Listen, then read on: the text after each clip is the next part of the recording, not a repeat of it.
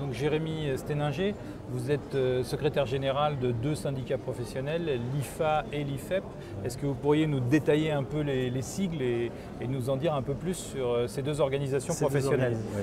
Très bien. Donc en fait, l'IFA est le syndicat des industriels français et de l'assainissement autonome. Donc en fait, il regroupe les fabricants français mais également européens dans le domaine de l'assainissement individuel, donc l'assainissement à la parcelle au niveau de l'habitation sur tout type de produits. Et effectivement, on a des industriels européens mais centrés sur un marché français. Donc ça, c'est le syndicat de l'IFA, le syndicat de l'IFEP, le syndicat des industriels français de l'eau de pluie.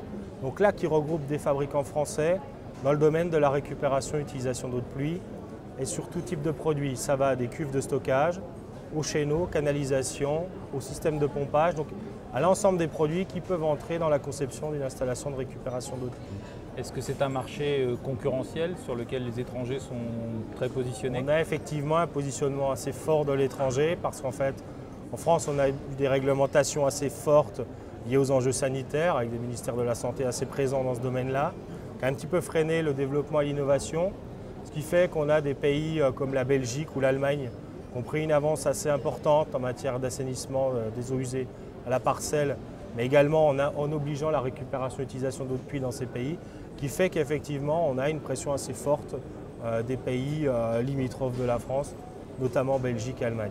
Comment vous vous organisez face à ce contexte très réglementaire sur le marché français? Donc en fait, on a une structuration de la profession, notamment centralisée autour de la normalisation, donc du marquage CE sur les produits, donc pour avoir des règles européennes uniformes sur l'ensemble des produits. Donc on a une action assez forte dans ce domaine-là. On a aussi une action de sensibilisation, conseil et formation auprès des installateurs, donc au niveau de nos artisans, parce qu'en fait, il n'y a pas de métier d'assainisseur ni d'installateur de récupération d'eau de pluie. On a des intervenants qui sont les plombiers, les terrassiers, les paysagistes qui sont sur ces domaines-là. Donc on a un besoin d'information, sensibilisation, conseil.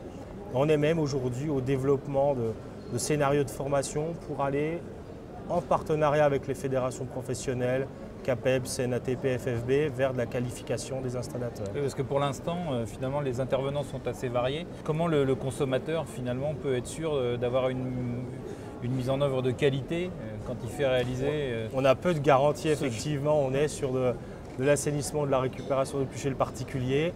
On n'a pas de cahier des charges, il n'y a pas de règles.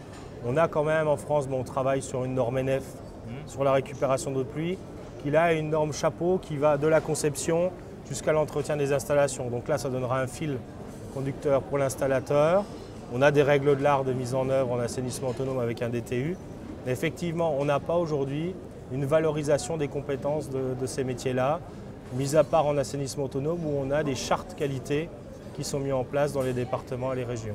Donc vous avez un chantier à couvrir important pour les années à venir. Un chantier assez important, oui.